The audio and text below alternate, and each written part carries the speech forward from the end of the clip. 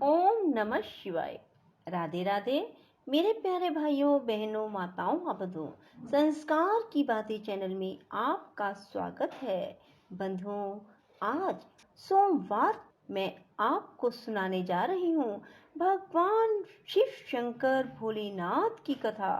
बंधुओं, सोमवार के दिन मैं आपको सुनाने जा रही हूँ भगवान शिव की कथा।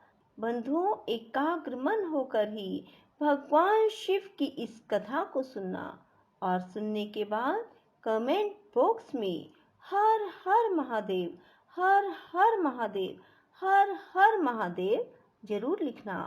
बंधुओं, यदि आपने हमारे चैनल को अब तक सब्सक्राइब नहीं किया तो जरूर करें और बेल आइकन दबाना ना भूलें, ताकि आपको हमारी आने वाली सभी वीडियोस की जानकारी सबसे पहले हो सके। बंधुओं, वीडियो को पूरी सुने। बोलो शिव शंकर भोलेनाथ की जय हो। भगवान शिव समुद्र के उस पार उत्तम समाधि लगाए योगासन पर विराजमान थे। उनके पार्षद उन्हें सब ओर से घेरे हुए थे। वे सर्पराज वासुकी को छाती से चिपकाए हुए यज्ञोपवीत की भांति धारण करते थे। कंबल और अश्वतर, इन दोनों नागों को उन्होंने दोनों कानों का कुंडल बना रखा था। करकोटक और कुलिक से उत्तम कंकन का काम लेते हुए उन्हें अपने दोनों हाथों में धारण किया था। शंख और पद्म नामक नाग का भुजबंद धारण करके वे बड़ी शोभा पा रहे थे। पहनने योग्य वस्त्र के स्थान पर उन्होंने बाघ का चमड़ा लपेट रखा था। वे मस्तक पर भागीरथी गंगा और अर्धचंद्रयुक्त जटाजूट धारण किए बड़े बड़े ज्ञानी महात्माओं के साथ विराजमान थे। उनके श्री अंगों की कांति कपूर के समान गोर थी और कंठ में नील चिन्ह सुशोभित था। भगवान के पास ही उनके वाहन नंदिकेश्वर भी थे। ऐसी अद्भुत शोभा से युक्त सुरश्रेष्ठ शिव का समस्त देवताओं ने दर्शन किया। उस समय ब्रह्मा, विष्णु, ऋषि, देवता, दानवों ने वेदों और उपनिषदों के अनेक सूक्तों द्वारा भगवान शिव का स्तवन किया। ब्रह्मा जी बोले, कामदेव का अंत करने वाले श्री रुद्रदेव को नमस्कार है, जो प्रकाश स्वरूप होने के कारण भर्ग नाम धारण करते हैं। तीनों लोकों में जिनका सौभाग्य सबसे बढ़कर है, उन त्रिनेत्रधारी भगवान महेश्वर को नमस्कार है, जो संपूर्ण जगत के भरण पोषण करने वाले बंधु हैं। यह संपूर्ण विश्व जिनका स्वरूप है, उन भगवान त्र्यंबक को नमस्कार है। भगवान, आप समस्त लोकों के धारण पोषण करने वाले पिता, माता और ईश्वर हैं। आप ही जगत के स्वामी और रक्षक हैं। प्रभो, आप हमारा उद्धार करें। तब उत्तम योग से युक्त दयालु परमात्मा महेश्वर शंभु ने धीरे धीरे समाधि से विश्राम लिया और देवताओं से कहा, परम भाग्यवान ब्रह्मा आदि देवताओं, तुम लोग मेरे पास क्यों आए हो? इस समय यहाँ आने का कारण बतलाओ। उनके इस प्रकार पूछने पर ब्रह्मा जी ने देवताओं के महत्वपूर्ण कार्य का परिचय देते हुए कहा, भगवान, तारकासुर ने देवताओं को महान कष्ट पहुंचाया है। वह देवताओं का घोर शत्रु है। अतः हमारी प्रार्थना है कि आप पार्वती जी का पानी ग्रहण करें। गिरिराज हिमवान द्वारा दी हुई गिरिजा को आप पानी ग्रहण की विधि से अंगीकार करें। ब्रह्मा जी की यह बात सुनकर महादेव जी हंसते हुए बोले, जब मैं सर्व सुंदरी गिरिजा देवी का वर्ण कर लूंगा, तब समस्त सुरेश्वर ऋषि मुनि भी सकाम भाव से युक्त हो जाएंगे और निष्काम भाव से पूर्ण परमात्मा के पद पर चलने में असमर्थ होंगे। अतः मैंने सबके पारमार्थिक कार्य की सिद्धि के लिए कामदेव को भस्म किया था। मेरे विचार से कामदेव के दगत होने से ही देवताओं का महान कार्य सिद्ध हुआ है। इस काम दहन रूपी कार्य से तुम सब लोग निष्काम हो गए हो। अब जैसा मैं हूँ वैसे ही तुम लोग भी हो गए। अतः हम लोग अब प्रयत्न पूर्वक अत्यंत दुष्कर तथा परम उत्तम तप का अनुष्ठान करें और करावें। कामदेव के न रहने से तुम सब देवता समाधि लगाकर परमानंद में निमग्न हो सदा सुखी रहोगे। काम तो नरक में ही ले जाने वाला है, उसी से क्रोध का जन्म होता है। क्रोध से सम्मोह होता है और सम्मोह से मनुष्य जल्दी ही भ्रम में पड़ जाता है। अतः सभी श्रेष्ठ देवता काम क्रोध का परित्याग करके शास्त्रों और संतों के सद उपदेशों को माने, उसके अनुसार जीवन बनाएं। वृषभ के चिन्ह से युक्त ध्वजा धारण करने वाले भगवान महादेव ने इस प्रकार उत्तम बातें सुनाकर देवताओं तथा ऋषि मुनियों को भली भांति समझाया। इसके बाद वे पुनः ध्यान लगाकर मौन हो गए। तब वे सब देवता अपने अपने स्थान को चले गए। फिर शिव जी ने बुद्धि के द्वारा मन को आत्मा में एकाग्र करके अपने स्वरूप का इस प्रकार चिंतन किया, जो पर से भी अत्यंत परे, अपने आप में स्थित, मल आदि दोषों से रहित, विघ्न बाधाओं से शून्य, निरंजन तथा निराभास हैं, जिसके विषय में विवेकी विद्वान भी मोहित हो जाते हैं। जहाँ सूर्य, चंद्रमा, अग्नि अथवा नक्षत्र आदि दूसरे किसी ज्योति का प्रकाश नहीं, जहाँ वायु की भी गति कुंठित हो जाती है, जो विचार दृष्टि से भी केवल सद्वस्तु है, सूक्ष्म तथा सूक्ष्मतर वस्तुओं से भी परे है, जिसका कोई नाम या संकेत नहीं है, जो चिंतन का विषय नहीं है, जिसमें विकार का सर्वथा अभाव है, जो रोग और शोक से सर्वथा दूर है, विशुद्ध ज्ञान ही जिसका स्वरूप है, सर्व त्यागी सन्यासी जिसे प्राप्त होते हैं, जो शब्द या वाणी की पहुंच से परे हैं, निर्गुण और निर्विकार है, सत्ता मात्र ही जिसका स्वरूप है, जो ज्ञान गम्य होकर भी वास्तव में अगम्य है, वेदांत और आगम भी मूक होकर ही जिसका सर्वदा प्रतिपादन करते हैं, वही सबके ईश्वर पिनाकधारी भगवान वृषभध्वज परमात्म वस्तु हैं। उन्होंने ही कामदेव का नाश किया है। वे साक्षात परमेश्वर होकर भी तप का सेवन करते हैं।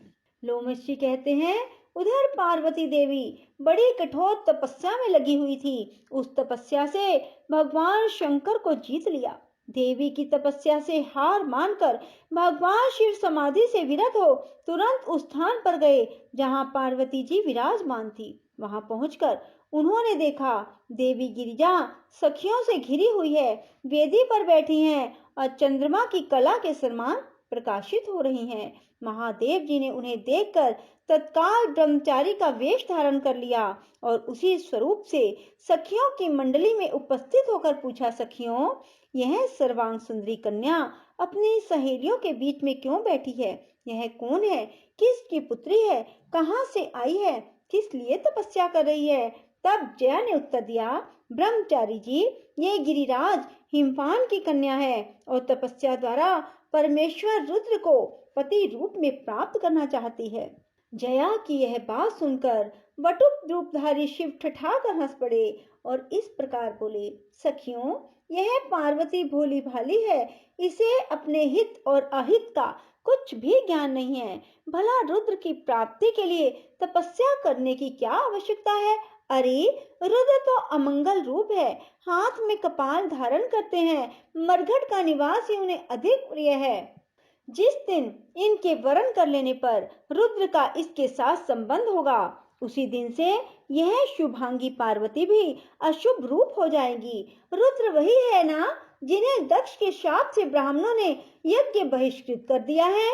अत्यंत भयानक विष वाले जो जो सर्प थे, वे ही उनके अंगों के आभूषण बने हुए हैं। रुद्र अपने अंगों में चिता की राख लगाते हैं, चमड़े का वस्त्र पहनते हैं, अमांगलिक वस्तुएं धारण करते हैं तथा निरंतर भूत, प्रमद और पिशाचों से घिरे रहते हैं। इस सुकुमारी कन्या को उस रुद्र से क्या लेना है? सखियों को चाहिए कि इसे ऐसा करने से रोकें।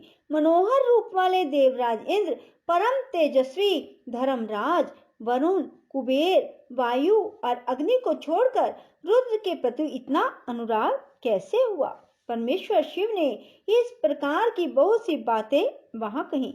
पार्वती सखियों के मध्य में बैठकर तपस्या में संलग्न थी। उन्होंने वटु रूपधारी रुद्र की बातें सुनकर उनके प्रति रोष प्रकट करते हुए कहा, जया, साध्वी विद्या, विश्व सुंदरी पमलोचना और महाभागा सुलोचना, मैं तुम लोगों से कहती हूँ, मैंने जो कुछ किया है ठीक किया है।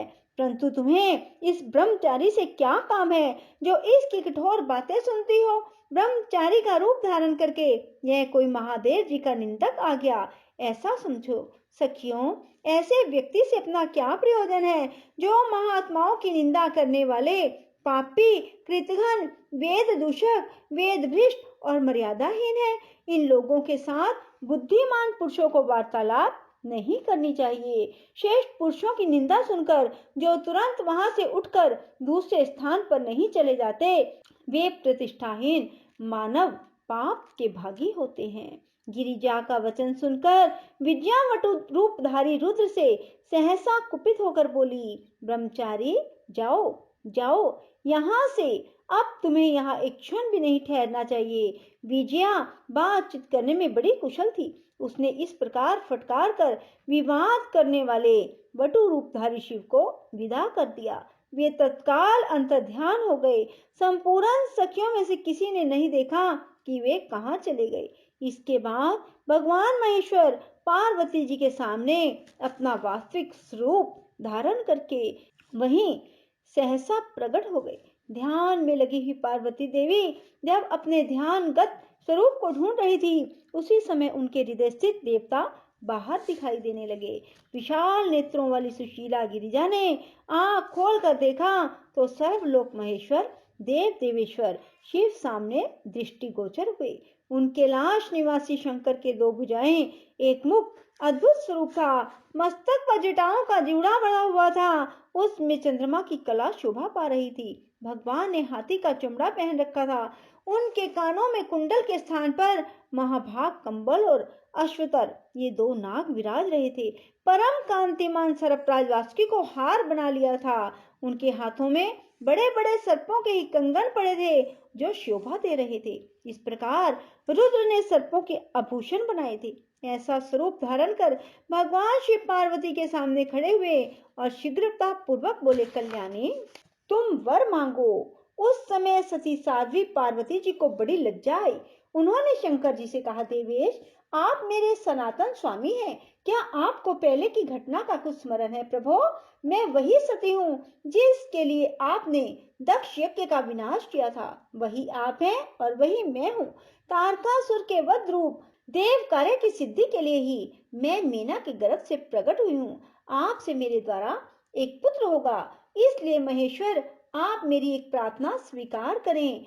आपको ऋषियों के साथ हिमवान के पास जाना चाहिए और उनसे मेरे लिए याचना करनी चाहिए। मेरे पिता हिमवान आपकी आज्ञा का पालन करेंगे, इसमें संदेह नहीं है। पूर्व काल में जब मैं दक्ष की कन्या थी, उस समय भी मेरे पिता ने मुझे आपकी सेवा में समर्पित किया था। महाभाग, हमारा और आपका विवाह देवताओं की कार्य सिद्धि के लिए हो रहा है। बोलो शिव शंकर भोलेनाथ की जय हो। राधे राधे, जय श्री कृष्णा। बंधुओं, यदि आपको हमारी वीडियो पसंद आए तो इसे लाइक करें और शेयर भी जरूर करें। धन्यवाद।